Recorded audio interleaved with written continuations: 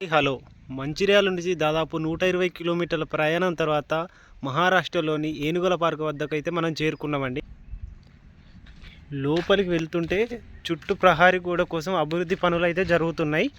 చూడండి, చుట్టూ కొండల మధ్య ఈ చెరువు అనేది ఉంది.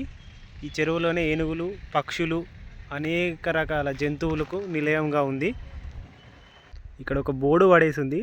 ఇందులో ప్లాస్టిక్ వాడడం, సిగరెట్లు, మందు, ఈత కొట్టడం, జంతువులకి హాని చేయడం వంటి వాటిని నిషేధించడం జరిగింది. ఏవైనా తప్పుడు కార్యక్రమాలకు పాల్పడితే ఫైన్స్ కూడా ఇక్కడ మెన్షన్ చేసి పెట్టారు. చూడండి, ఇప్పుడిప్పుడే ఈ చెరువు అభివృద్ధికి దగ్గర అవుతుంది.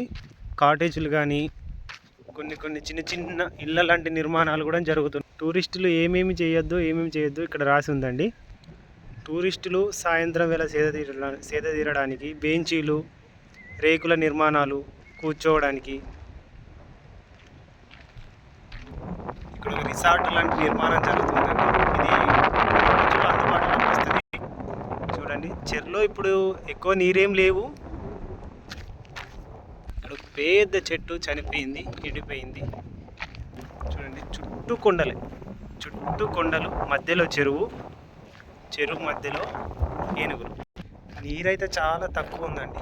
ఈ మంత్లో గింట వర్షం పడకుంటే ఈ నీరు కూడా ఆవిరైపోయే ప్రమాదం ఉంది. ఇక్కడే ఏనుగులు వచ్చే స్థలం ఇదే. మీరు చూడొచ్చు, ఇక్కడ దూరంలో ఒక ఏనుగు ఉంది.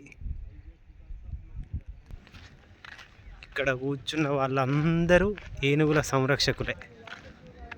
ఈ చెట్ల కింద ఏనుగులు ఉంటాయి. ఒకే ఒక్క ఏనుగు ఉంది. అక్కడ మా ఫ్రెండ్స్ ఫోటోలు దిగుతున్నారు. ఒక్క ఏనుగుతో ఫోటోలు దిగుతున్నారు.